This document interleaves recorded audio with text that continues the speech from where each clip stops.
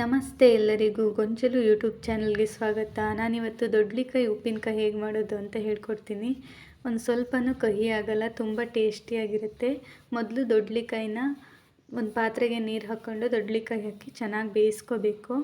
ಅದು ಬೇಯ್ತಾ ಇದ್ದಾಗಲೇ ನಾವಿಲ್ಲಿ ಒಂದು ಬಾಣಲೆ ತಗೊಂಡು ಅದಕ್ಕೆ 2 ಚಮಚ ಉಪ್ಪು ಹಾಕಿ ಚೆನ್ನಾಗಿ ಹುರ್ಕೊಳ್ಬೇಕು.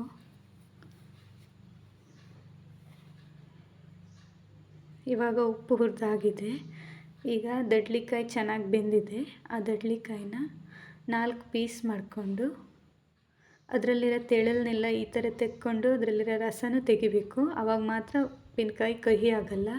ಇಲ್ಲ ಅದ್ರ ತೆಳಲಿದ್ದರೆ ಉಪ್ಪಿನಕಾಯಿ ಸ್ವಲ್ಪ ಕಹಿ ಬರುತ್ತೆ. ಇದನ್ನು ಮಕ್ಕಳು ಸಹ ಇಷ್ಟಪಟ್ಟು ತಿಂತಾರೆ. ಈಗ ಮಾಡಿ ನೋಡಿ, ಒಂಚೂರು ಕಹಿ ಆಗಲ್ಲ. ಈಗ ಅದೇ ದಡ್ಲಿಕಾಯಿ ಪೀಸ್ಗಳನ್ನ ಮತ್ತು ಚಿಕ್ಕ ಚಿಕ್ಕದಾಗಿ ಪೀಸ್ ಮಾಡ್ಕೋಬೇಕು.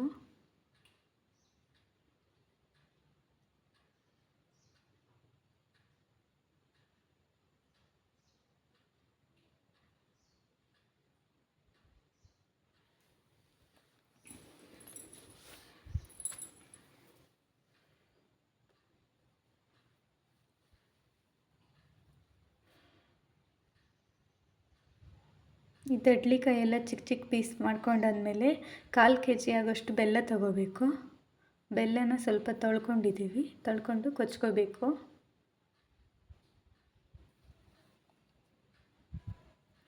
ಈಗ ಒಂದು ಪಾತ್ರೆ ತಗೊಂಡು ಬೆಲ್ಲ ದೊಡ್ಲಿಕಾಯಿ ಕೊಚ್ಚಿಟ್ಕೊಂಡಿರೋದನ್ನ ಆ ಪಾತ್ರೆಗೆ ಹಾಕಿ ಉಪ್ಪು ಹುರಿದಿಟ್ಕೊಂಡಿದ್ದೀವಲ್ಲ ಆ ಉಪ್ಪನ್ನು ಹಾಕಿ ಚೆನ್ನಾಗಿ ಮಿಕ್ಸ್ ಮಾಡ್ಕೋಬೇಕು.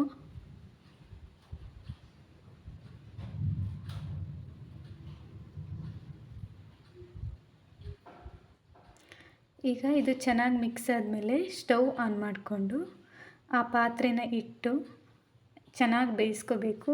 ಸೌಟ್ ಆಡಿಸ್ತಾನೆ ಇರಬೇಕು, ಯಾಕಂದರೆ ಅಡಿಗಡೆ ಹಿಡಿಯೋ ಚಾನ್ಸ್ ಇರುತ್ತೆ. ಆದ್ದರಿಂದ ಸೌಟನ್ನ ಆವಾಗವಾಗ ತಿರುಗಿಸ್ತಾ ಇರಬೇಕು. ಈಗ ಬೇಯೋಕ್ಕೆ ಬಿಡೋಣ. ಸ್ವಲ್ಪ ಹೊತ್ತು ಹೀಗೆ ಬೇಯಲಿ ಇದು.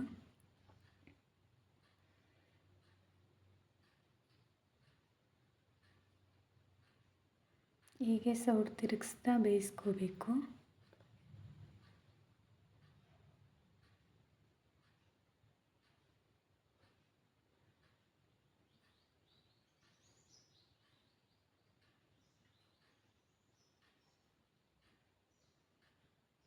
ಈಗ ಇದು ಈ ಕಡೆ ಬೇಯ್ತಾ ಇರಲಿ. ಒಂದು ಬಾಣಲೆಯಲ್ಲಿ ಸ್ವಲ್ಪ 1 ಚಮಚ ಆಗೋಷ್ಟು ಮೆಂತೆ ಚೆನ್ನಾಗಿ ಹುರ್ಕೋಬೇಕು.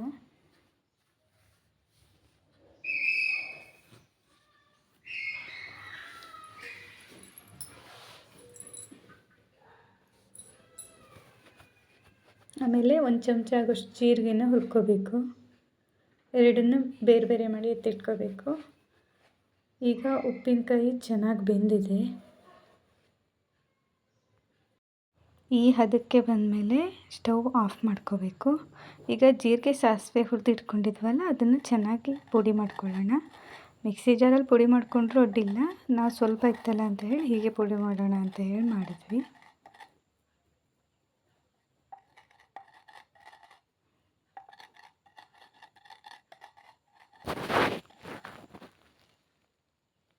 ಈಗ ಇದು ಪುಡಿಯಾಗಿದೆ.